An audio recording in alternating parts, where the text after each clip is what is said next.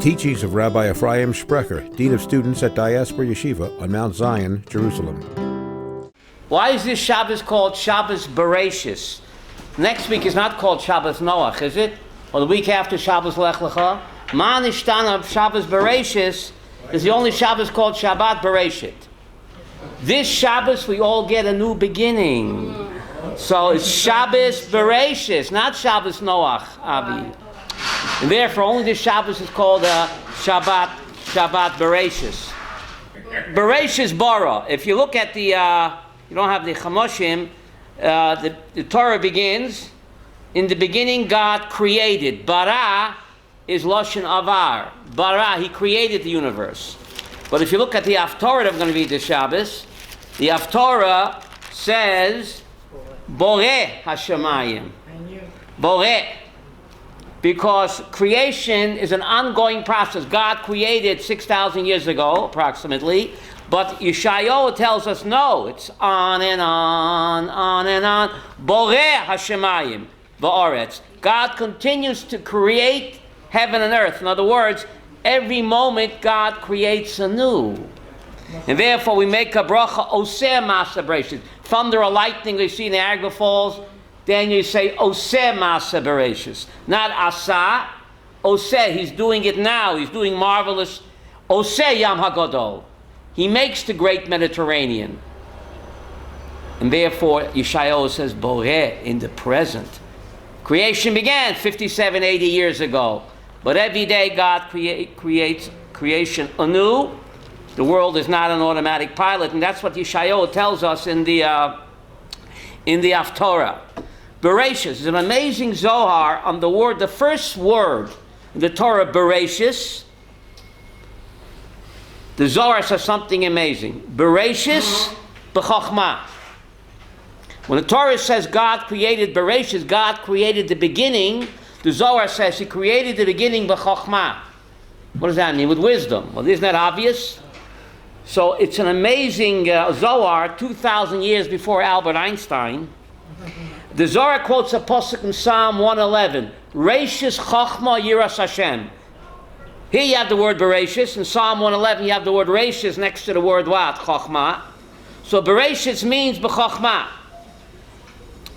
And the Zohar says the word Chochma, you rearrange the letters, you get Koach Ma. You arrange the letters Chochma, you get Koach Ma. What does Koach mean? Energy. What does Ma mean? What's the matter? Get it? So 2,000 years before Einstein, the Rashbi already told us that God created, the beginning was Koach Ma, Chochma. Energy equals matter or mass. Isn't that incredible? First God created the energy, and that energy became what? Matter. Mazeh. Mazeh means what's the matter? Get it? What's the matter? Pretty incredible. Right from the beginning. Then the Torah goes on.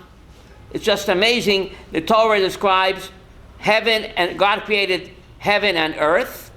And the word et seems to be superfluous. It should have said, Bereishis bara Elohim hashamayim ba'aretz.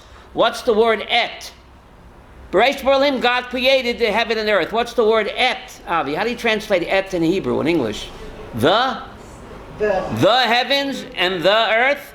So, and et seems to be superfluous. Could have said Bereishis bara Elohim hashamayim ba'aretz. Beautiful, Aleph Tuf. So the Zohar says before God created the universe, he created the building blocks. What are the building blocks of creation, Miriam? The Aleph Tuf. First God created et, Aleph to Tuf, A to Z, Aleph Tuf. And from that he used to create what? Heaven and earth. Isn't that an amazing idea? Bereishis, the beginning. Rashi wonders, a famous Rashi, the Torah is not a science book, the Torah is a book of laws. So why did the Torah begin with what? With the beginning. It should have began with Exodus 12, the first mitzvah we got, HaChodesh Hazeh Lechem. So Rashi says, yes, Koach Masav Higid La'amo. Amazing Rashi, which Tzipia Tovli last year quoted in the UN, or was it 2 years ago? if the nations of the world, the UN accuses us of being occupiers, that we stole Palestinian land, we're supposed to point to Genesis. God created the world, and He apportioned every nation to every country, and He gave us the land of Israel. We're not stealing anybody's land. It's all what? HaKadosh Baruch Hu. So we need Bereishis, the book of Bereishis, to teach us that what? That we are not what? Occupying anybody's land. But the question is, that doesn't answer the question. The Torah is a book of laws. It's not to answer people in the UN, right? It's a book of laws. So Soloveitchik explains in a book of laws, yes. But before you know how to do a mitzvah, the Torah has to give you the address. And the address of mitzvahs are where? Israel. In Eretz Israel. So Bereishis is full of promise, the promised land, the promised land, the promised land, again and again. So before the Torah can tell you any mitzvah, it has to tell you the venue. And the venue is what God told Avraham, Yitzchak, and Yaakov, this land I promise to you and your offspring. And therefore the Torah begins with what? With Bereishis. Rav Soloveitchik gives another explanation. Why the Torah begins with creation. We know V'halachta b'drachav, Avi, a tafkid of a Jew is to walk in God's ways. So Rav Soloveitchik said, you know why the Torah begins with Bereishis? Just like God creates, we have to what? We have to create. Imitate the big boss. He creates, we have to create. Families, friends, mitzvos, chesed. Olam chesed yibana. Why did God build the world? The world is a stage, Avi. But who said that? Before Shakespeare, Psalm 89. No, before Shakespeare, Psalm 89 said, Olam chesed yibana. God built the world that people should do chesed one for the other. Because the greatest act of chesed God did for us, He created us. He made space for us. Give me room. That's what's called outer space. God gave us space, give you space. So we do acts of kindness to others. Who are we imitating, Rachmiel? HaKadosh Baruch Hu.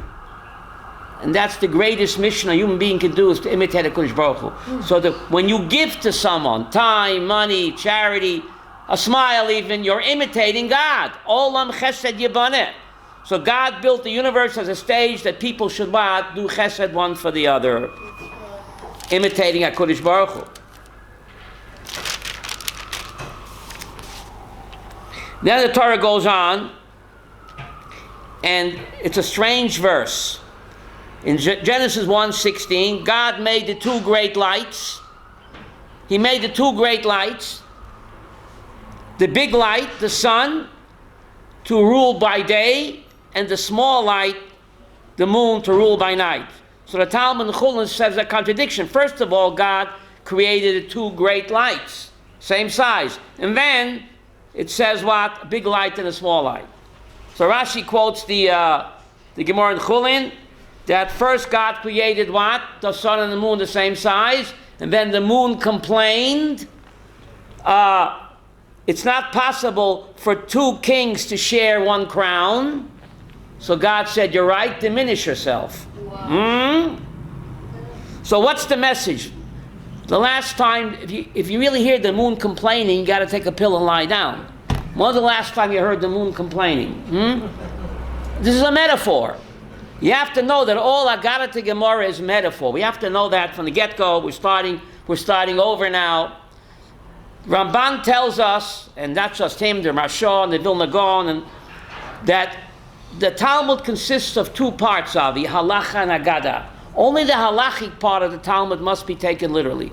The Agadah part, like what Rashi quotes in Gemara in Chulin, that the moon complained and God diminished her, it's only a metaphor. And what's the metaphor? Don't complain about Hashem's gifts. Kina. The moon had envy. It's only a metaphor. The moon can't have envy. It's a metaphor that if a person has envy, then even what he has, he loses. Right? Even what he has, he loses. Person should be happy. Eza oshir samech bechalko.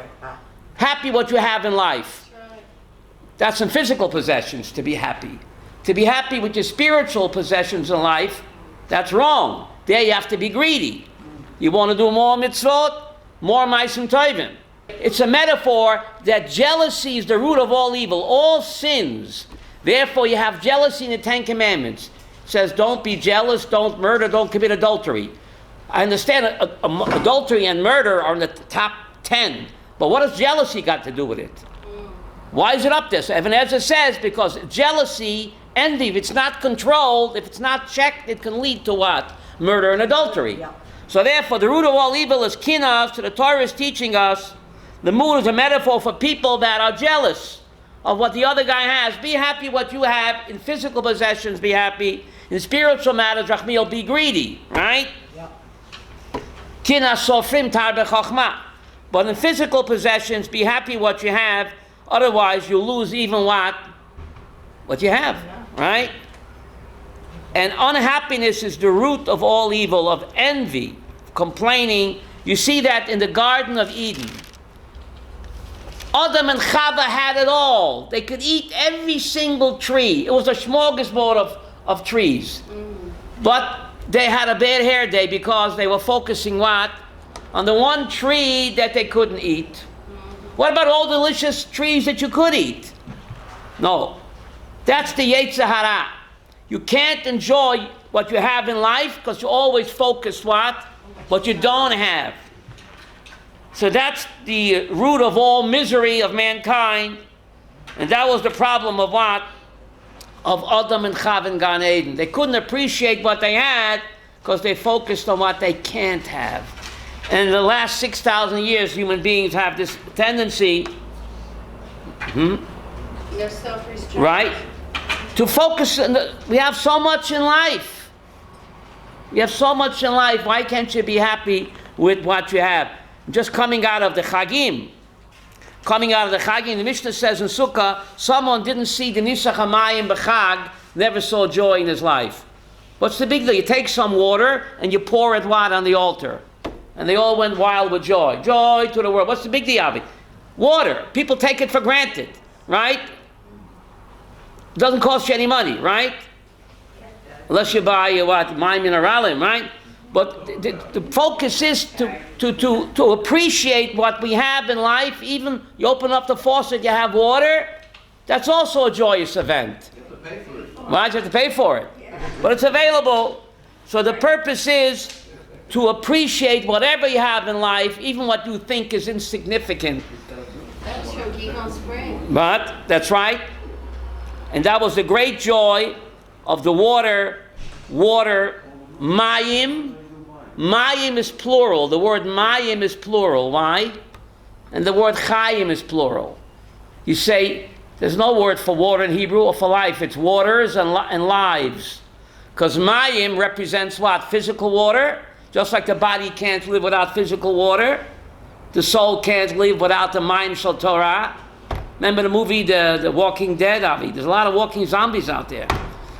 Because physical water is not enough. If the neshama doesn't have spiritual water, Nebuchadnezzar can wither. And chayim, the word chayim, there's no word for life in Hebrew. It's always chayim, Refoil. What does chayim mean? Lives. Why? Because we live in two lives. Olam hazeh and olam haba. There's another life beyond this one. I think it's called parallel worlds. So chayim, you don't say chai, you say chayim. Two lives, l'chayim, not life. Tuvia didn't sing it, Tevya didn't sing it correctly. So chayim, there's a physical life, and there's spiritual eternal life. And therefore the word chayim is what? In the plural. But the Yetzer Hara always tells us to focus on what we don't have, and that's the root of all evil. And that was the problem with what? With Adam and Chava. With Adam and Chava. It's just amazing. The Maral points out, we're just coming out of Avi, we're just coming out of what? The season of Tshuva. Of Yom Kippur, Tshuva Me'ira, Sukkot, Tshuva Me'ahava. Is it a coinky dinky that Parshas Bereishis Refoil comes right after what? The Chagim. Now we said Bereishis, a new beginning, we all get a new start in life. But the Maral points out to something incredible. If you do Tshuva Me'ahava, the Gemara says, all of your Averis become what? Mitzvah, recycled. God's in the recycling business, or the rejuvenation business. Where do you see this in the text? Chaval, you don't have the book in front of you. Chaval. Maybe the Bereishis is out there. I don't know. It's important, okay? take my word for it. When you see that when a person sins and he does tshuva me'ahava, he becomes much closer to God than before the sin. Where do you see this in the story of Adam and Chava, says the Maral? Please hear me. We did tshuva me'ahava, sukkah, shmini atzeres, the joy of tshuva me'ahava. All of our aveiros have been recycled and now mitzvahs. But where do you see it in the text? Chaval, you don't have it in front of you. But the Maral points out Genesis 2, verse 16. I wonder how the English has that. God commanded Allah Adam, it says. God commanded concerning the human being, you can eat anything. The first commandment given to the human being was what? Manja manja. Ochel toichel. Before God says you can't eat that treifa tree, he says, Ochel toichel, enjoy my world. We forget that. The first command given to the human couple was Ochel toichel. Eat and enjoy my world. But, except one tree. Enjoy my world. But the Eitz Hadat, don't eat that. Now, what was the Eitz Hadat? There's different opinions in the Gemara. But it's amazing how all of the opinions are contained in the word Hadat. Ha-hey dalet ayin tov. The different opinions in the Gemara. One opinion is that it was an esrik, and that's the hay, hadar. The esrik is the only fruit called pre-eitz hadar. So the hay from hadat is pre-eitz hadar. Dalit, another opinion that it was dagan. It was a wheat tree. That's the dalit dat. Ayin, others say was a novim. And others say te'inim. What's te'inim? Tough. So Hadat contains all the opinions in the Gemara. The Hay stands for pre-eitz Hadar, which is an esrik. The Dalit stands for what? Dagan. It was wheat that they ate. The Ayin from Hadat stands for Anavim. And the Tov stands for what? Te'inim. So it looks like all opinions are valid. No, that doesn't say anywhere an apple, right? It's either an esrik, Dagan, Anavim, or Te'ina. And that's the acronym Hadat. The acronym Hadat. But getting back to Maral's amazing point. Before Adam sins, it says God commanded Allah Adam. What does Allah Adam mean? Concerning the human being. It doesn't say he spoke to the human being. It says Tzav Hashem Elokim Allah Adam. He commanded concerning human being, eat, enjoy my world, except what? One tree. He does not address the human couple directly. When is the first time God addresses the human couple directly? After the sin. And not only that, it says, Vayikra Shem Elohim El Adam. The word Vayikra, Chazal tell us, is Lashon Chiba. So only after they sinned and they did tshuva, did God call them lovingly, and then he addressed El Adam, not Al Adam. Before the sin, he didn't speak directly to them, Al Adam, concerning the human, it says. But after the sin, Vayikra, he lovingly called to them, Lashon Chiba, and then he said, Ayeka, where are you? Come back to me, come back to me. Gemara Shabbat says that they did tshuva. But Ayeko, I don't know when, but they did tshuva. But that's the point the Maral is making, that after they sinned, they did tshuva, and therefore God lovingly calls them. The word Vayikra, El Adam, is only written after the chet. So we see when a person sins and does tshuva me'ahava, he becomes closer to God than what? It's a text. Ayeko, where are you? Hashem says. What does Ayeko mean? Where are you? Don't hide from me. I still love you. I still desire a relationship with you. Ayeko, where are you? God is reaching out to the sinner. Come back to me. Because the best part of breaking up is making up. If that's true in the physical world, well, lovers have a quarrel, Rachmiel, right? And who doesn't? Then you make lovey-dovey. Aren't you more lovey-dovey after the breakup and the makeup? Same thing with the big boss. After the breakup, the makeup, right? The best part of breaking up is making up. So This is the morale pointing an incredible text. The word Vayikra El Adam is only written after the sin and the tshuva, and not before. So despite their sin, God says, Ayeka, where are you? I still want a loving relationship with you, despite the sin, or perhaps because of the sin. Pretty incredible idea. Ayeka.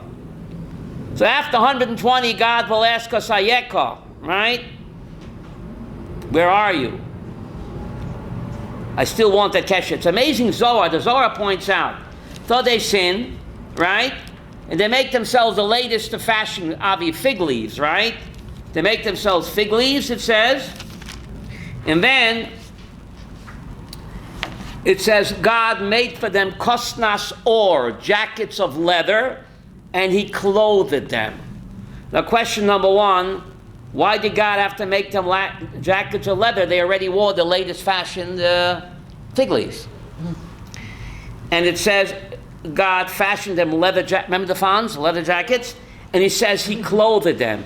Now the question is, the Talmud Sanhedrin said Adam and Chava were created as 20-year-olds, not babies.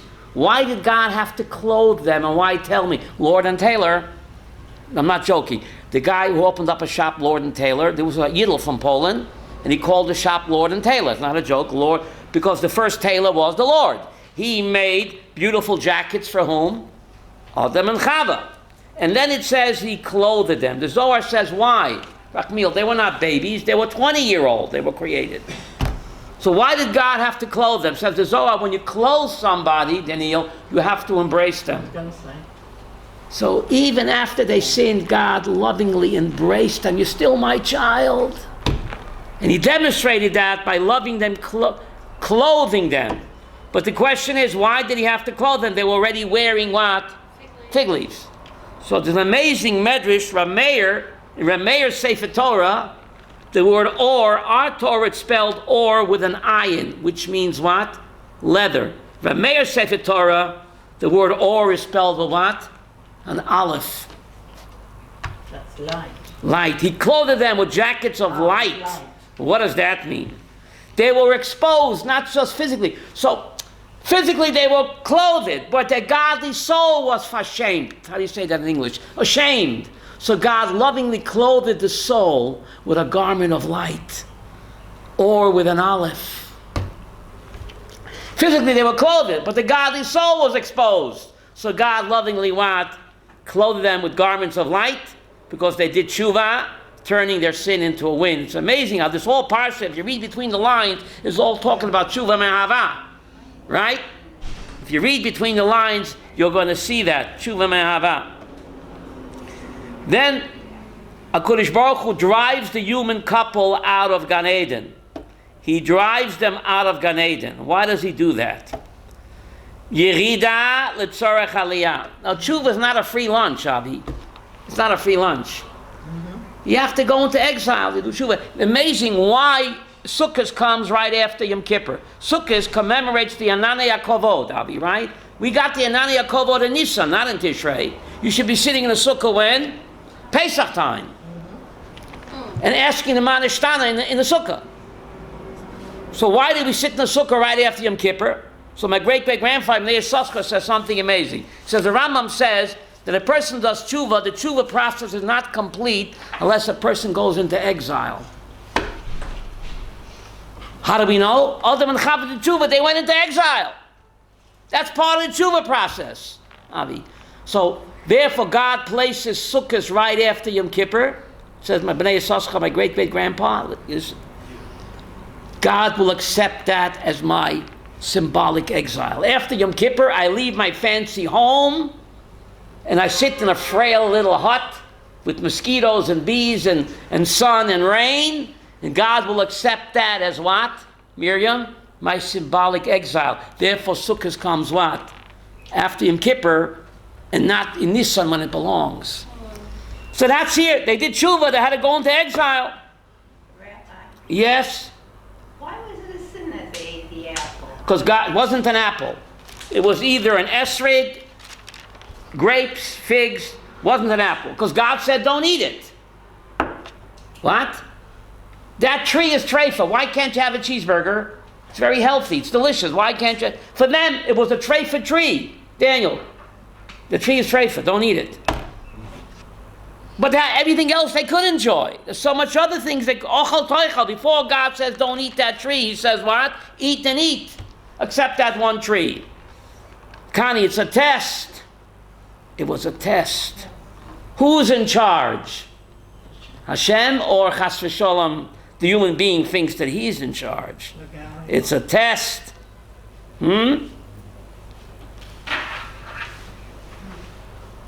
So God says, why did He create Adam before Chava?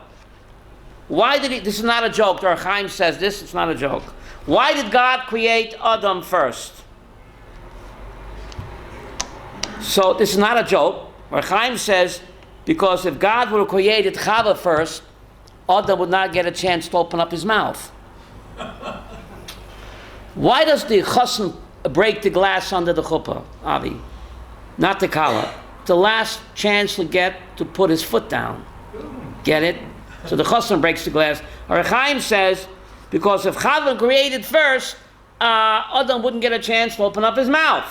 So therefore, Adam had to go first. And if the woman would have come first, she wouldn't have who to speak to. It would be a tsar for her.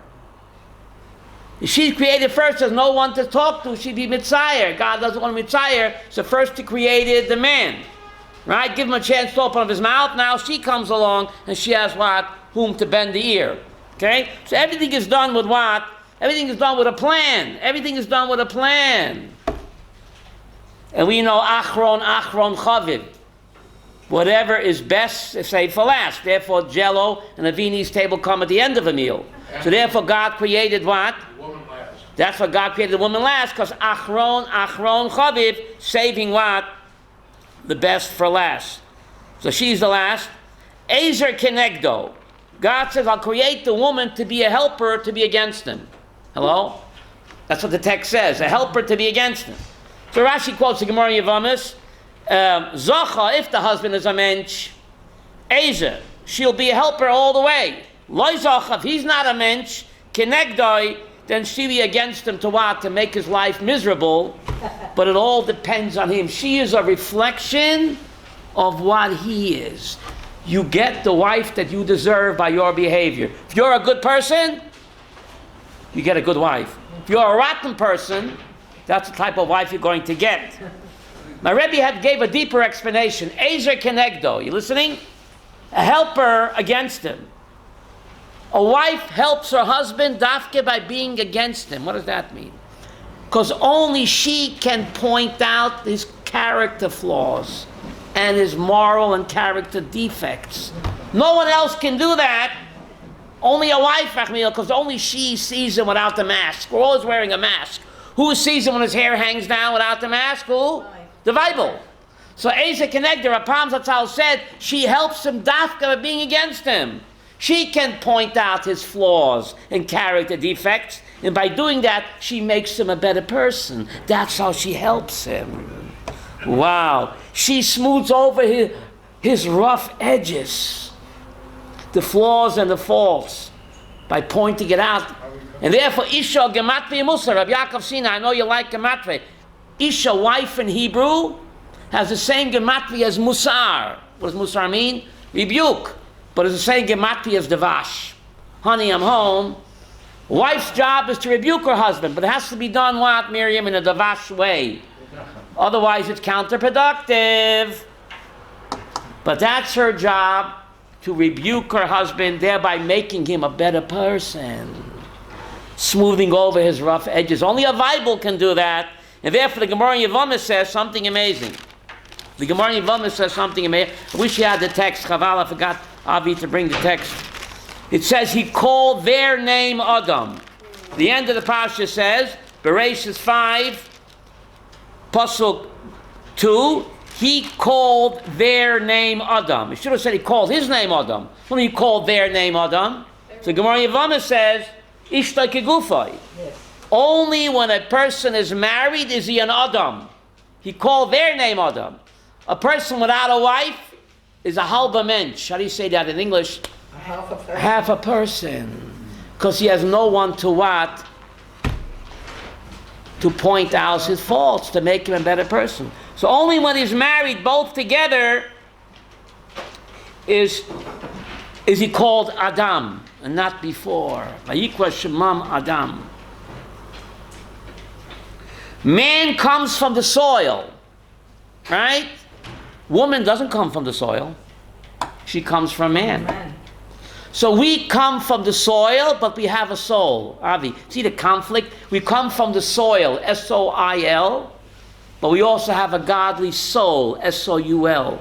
And they're exact opposites. And somehow, our tafkid is to turn the soil into soul. To turn the soil, to make the soil also into a soul. Pretty amazing. That's the tafkid. There are only two creations, says the Maral, that are created incomplete. Remember Tony the Tiger? Did Tony the Tiger ever get up one day and say, gee, I want to be the best tiger I can be? Remember Tony? No? Right. Or what's his name? Elmer the bull, or Elsie the cow. Today I'm going to be the best bull or cow ever going to be. Everything in creation is created complete and whole, except two. The Adama and Adam. Wow. Why is he called Adam? Because he comes from the Adama, but it's more than that, says the Maral. Adama is pure potential. What do you do with the soil? You make a beautiful garden with fruits and veggies, or it becomes what? Weed infested. Adama is pure potential. What do you do with the soil? Same thing with a human being. What do I do with myself? Do I remain soil, S-O-I-L, or do I become a soul man? Avi, get it? Adam, Adama, everything else created complete and whole, except the Adama, pure potential. What do you do with it? And the Adam. You become a soul man, or chas v'sholom remain what? A soil man. You make the call. Isn't that incredible? Wow. Isn't that incredible? There's so much here. You can spend the whole year, Raphael. I'm just scratching the surface. I don't know where to begin. Speaks about... There's a whole book on it. What? Ramban. Of course. There's so many lessons. It's just endless. Just coming out of Yom Kippur and Sukkot, it ties in a new beginning, a fresh start. We all get a new beginning, starting over, a new lease on life. Torah mentions Chanoch, mysterious character Chanoch. Chanoch walked with God, and then he wasn't, because God took him. 6,000 years ago, but this guy was called Chanoch. He walked with God, and then he wasn't, because God took him. What does that mean? I'll tell you what, I'm glad you asked. The Torah is GPS. It's not history. It teaches us when a person dies, what happens to him? God takes him. The Torah picked Chanoch, could have picked anybody, but it picked this righteous man to teach what is death. When you walk with God and you're no more on earth, where are you? You're in God's loving embrace. Therefore, Sukkot is a taste of Olam Haba. There he says, when you walk into a sukkah, Rabbi Yaakov, you're being hugged, what? By Hashem. And after 120, you're being hugged by Hashem. Think of it, just think of it. When a baby is born, right? A baby is born, the parents lovingly hug him, right? A woman's womb is called a kever. It's incredible. Oh, yeah. A woman's womb is called a kever. It's not a put down at all. But just like the fetus in the womb spent 9 months in the womb and then is born what? Into this beautiful world, being hugged by the parents. After 120, that child is put back in a kever. It comes from a kever. Incredible. The Talmud would call a woman's womb a kever. It's not a put down. It's just an idea that we go on and on. So you come out of the kever after 9 months. The woman's rechem is called the kever. To born into a beautiful world, right? A restricted, tight little world in the womb. You're born into a beautiful, bright world, hugged by your parents. After 120, that same child is what? Put back into kever. Kever, the same word. To be reborn into what? In God's loving embrace. We get in this life, we're embraced by our parents when we're born, human parents, and after 120, we're embraced by a heavenly parent. And when you walk into a sukkah, you get a taste of that. So it says so right here. Hanoch walked with God and he wasn't. What do you mean he wasn't? You don't see him because God took him. So to die means to be taken back by God. Now who was this Hanoch? Was he a chief rabbi? Who was he that he singled out that God took him? He came back to God. Who was he?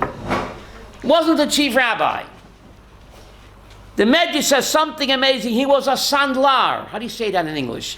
A shoemaker. Avi, you getting this? Wasn't a big rebbe. Wasn't a chief rabbi, a Torah scholar. He was a sandlar. A shoemaker. And the Medrash says on every stitch that he stitched, he praised Hashem.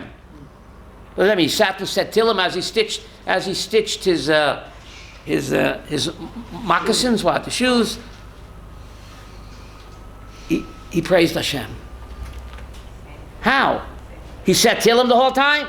Rav Soloveitchik says no. By doing the best work he could do. An honest day work, b'yamunah. Every stitch that he didn't want to swindle. He gave it his best. That's praising God with every stitch. Whatever you do in life, whether you're a shoemaker, a garbage collector, or a chief rabbi, in God's eyes, we're all equal. Did you do the best that you could do with the talents I gave you? So Hanoch was a shoemaker. And he praised God by every stitch, as Al Soloveitchik, not by just saying Tillim every stitch, doing the best work he could do, an honest day work, b'yamunah. That's how we all can walk with God. Nesata b'yamunah. The first question they ask after you're dead, were you faithful? What? B'yamunah. Did you do honest work? Didn't you cheat your customers? Were you honest? Did you do the best that you could? And if you can answer yes, you walk with God. Even though you're just a shoemaker. What an idea. Who Hanoch was. Wow. Hanoch, that's you. And why was he called an educator? Who did he educate? He went to shoemaker school. Why did he call an educator? Avi. He wasn't an educator, he was a shoemaker. Yeah, he was making shoes, he was educating the world. That even a shoemaker, if I'm doing an honest day's work, I'm not cheating my customers, giving the best that I have, I am educating the world, that's the way you can walk with God as well, even though you're not a chief rabbi. Even though you're not a big rebbe. He educated the world in any profession that you can do. If you do it honestly, b'yamunah, that's how you can walk with God without being a chief rabbi. What a message, Daniel. Therefore, he was called Hanoch. Pretty incredible, huh? Which means education.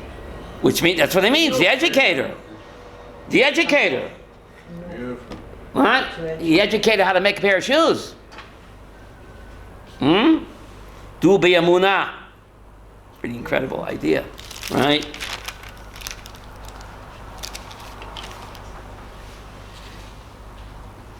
Now, the end of the Parshat. The end of the Parshat, very difficult. God reconsidered that he made Adam and the earth, and he was sad. That's what it says. Do you understand this? God regretted, that's what it says, that he made the human on earth, and he was sad in his heart. So the question is, why was he sad? Doesn't he know that he's going to have to destroy them? So actually, Rashi quotes Chazal. One pagan asked Yeshua ben Karcha, don't you admit that God knows the future? Yes. So why does it say God was sad? He knew he was going to have to what? Destroy them. So why was he sad? So Rabbi Shua answered him, a Jew answers the question with what? Another question. He said, did you ever have the birth of a child? The pagan said yes. He said, what did you do? I was very happy. I made a big party. I rented a hall with a fancy caterer to celebrate the birth of my child. The rabbi asked him, why'd you waste all your money? Don't you know that in 90 and 100 years, that baby will what? Be pushing up daisies. Save your money. The baby will eventually die. So why are you making a big party to celebrate the birth of your child? So the pagan said, the time of joy, let there be joy. In the time of sorrow, let there be sorrow. So the rabbi said, listen to what you just said. God is like a human parent. Human parent celebrates the birth of a baby, even though he knows eventually the baby will die. So Kosh Baruch Hu is a parent. So he was happy when he created. And then when he had to destroy, he Kavayochel, he was what? He was sad like a loving parent. How about the idea of Simpson raising? Well, that's another, okay? Yehuda mentioned the Kabbalistic idea of Tzimtzum, very good. This is a Parshat, but the Kabbalistic idea is that in order not to restrict our free will, because the age-old question that the Rambam and all the great Rishonim deal with, which they don't answer, how could I really have free will if God knows beforehand how I'm going to choose? There seems to be a contradiction. How does God's foreknowledge and my free will interact? So they all say it's not a stira, even though we can't explain it. But the Ralbag, as Yehuda mentioned, comes up with this incredible answer of Tzimtzum. All the Kabbalists agree. How did God create the world?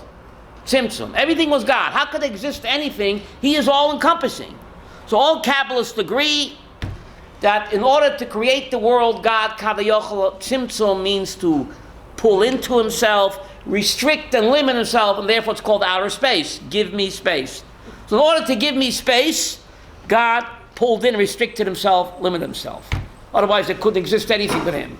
So Ralbag, the great Kabbalist, takes it a step further. How much God loves man in order not to interfere with my free will. Are you getting this? He also practices tzimtzum as far as my free will is concerned. So God could say, yes, I'm sad. I didn't want to know how they're going to choose. In order not to limit and restrict their free will, God even practices the concept of tzimtzum when it comes to free will as well. So not to interfere at all with my free will, God says, I don't want to know how they're going to choose.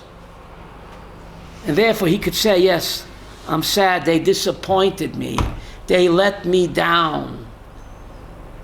So God, Kavayochel, blocked out his knowledge of foreknowledge in order not to interfere with the concept of free will, and therefore he can tell by the Akedah. Remember what he told Abraham? Now I know you're a God-fearing man.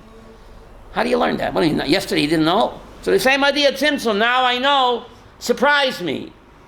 So it demonstrates how much God loves the human being. He's willing to share with him the creative power by limiting Kavayochel himself to give me space physically and also not to interfere with my free will. God also practices tzimtzum when it comes to my free will as well. And therefore God can say, yes, the Yisatze, the Liboy, God was sad, Kavayochel, that he has to what? Destroy the world. So why tell me about it, David? Yeah, destroyed the world, failure, starting over, Noach. So begin the Torah with Noach. Why tell me that God's original plan was literally a washout, Chanoch?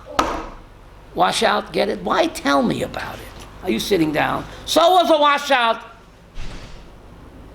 Creation, total failure.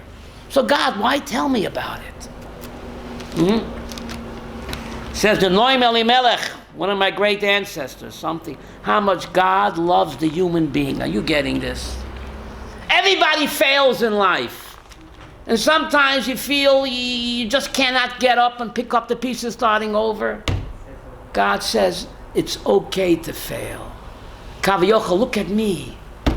Was my creation a success or was a washout? But I didn't give up. I'm starting over with Noach. If I can do it, you can. Incredible how much God loves the human being. It's okay to fail. Start over. If at first you don't succeed, Avi, try again. Who taught us that? Not the Noam. God taught us that. Noam Melech said that God taught us that. Otherwise, why tell me that he failed? Kavayochel, chas v'sholom. That's what it says. It was a washout. Why tell me about it? To ease our pain. Everybody fails in life and rejected. You feel you can't start over. God says, Nish gefährlich. How do you say Nish gefährlich in English? Nish gefährlich. Lo nora. Look at me, God says. Look how much He loves us, Miriam. Everybody fails. But get up and start over. God says, look at me. What? Not the end. It's the end of the world. When He started again, it's a message to give us chizuk. How do you say courage, encouragement. Not to give up after a failure. Wow. Isn't that an amazing idea? Now, the only person called a tzaddik in the whole Torah is not even Jewish. That's next week. Noach. What? Remember that commercial in New York? You don't have to be Jewish to eat Levi's rye bread? You're not from New York, you would know that. You know? Why is the only person in the Chumash tzaddik not even Jewish? Koinkinigi? Delancey Street, that was right? To teach you don't have to be Jewish to be a tzaddik, Avi. Keep the 7, go to heaven. Noach, the only person we'll talk about next week about Noach. But this week's Parshat, he called his wife Chava. Why did he call his wife Chava? And not Chaya? Oh, you know, Rashi asked you a question. Miriam, you're cooking with gas. Rashi says he should have called her Chaya because the text said she's the mother of all life. So why not call her Chaya? So Rashi says, in Hebrew, a vav and a yud what? Interchange. But that just begs the question, why not call her Chaya? My sister's name. If she's the mother of all life, could have called her Chaya. So Rashi dodges the question. He says, well, a vav and a yud interchange. But you hear the question? Rashi gives a, how do you say doichik teretz yud? That's the thing. So, Rav Soloveitchik, Rav Avadia Yosef Zatzal, why did he name his Sefer Yechavedat? There's a pasuk in Tehillim 19, Yechavedat. He named his wife Chava. What does Yechava mean? What does Chava mean in Hebrew? To impart knowledge, to impart wisdom. It's the job of the mother to impart wisdom. Therefore, he called the Chava, the same word as Yechavedat in Tehillim 19. Rabbi Yosef called the Sefer on that. That's the tafkid of a wife. She is the one. Chava means to give over, to communicate, to influence. And who does that more than the father? The mama. By living through the Torah, we teach the next generation. That's pretty incredible. So all of us have Adam and Chava's DNA. What does DNA stand for? Beinish? Divine natural ability. Get it? We all have Adam and Chava's DNA. Divine natural ability. But whether we use it or not is what? Is up to us. We're like the Adama, the soil. You remain soil, or do you become a soul? You make the call. Incredible. Two opposites. Soul man, or God forbid, a soil man. Danish, soil man. S-O-I-L, Quinky Dinky. S-O-U-L is only one letter. Soil, dirt. S-O-I-L. Soul, S-O. It's almost the same word. Be a dirt man, chas v'sholom, or be a soul man. You make the call. It's a constant struggle, Daniel. You can't give up. And you can't win them all. But if you fail, don't be too hard on yourself, because there's no success without failure. That's true in the physical world. Certainly true in the spiritual world. So pasuk in the Mishlei, Sheva Yipol Tzaddik become. The tzaddik will fall 7 times and he gets up. Baal Shem Tov says, only when a person falls spiritually 7 times and he keeps getting up, only then is he a tzaddik. If at first you don't succeed, you try again. The first murder in human history was over what? Temple Mount, incredible. The Medrash says, the key word here, I wish you had the book, Avi, next time, They were in the Sodeh. It says Cain and Hevel were in the Sodeh. Who cares? Maybe they were in 47th Street. What do you mean they were in the Sodeh? The word Sodeh, Yitzchak went to pray in the Sodeh. Where's that? Temple Mount. The word Sodeh is a key word, a code word for what? Temple Mount. Yiddish Chanoch, the first murder in human history was what? Who will control the Temple Mount? Hello? Nothing has changed in 6,000 years. Otherwise, why tell me they were on the Sodeh? It's a code word for Harabayis. They fought who's going to control Harabayis. So nothing has changed in 6,000 years. They're still killing us over the Harabayit. It goes back to jealousy, kina.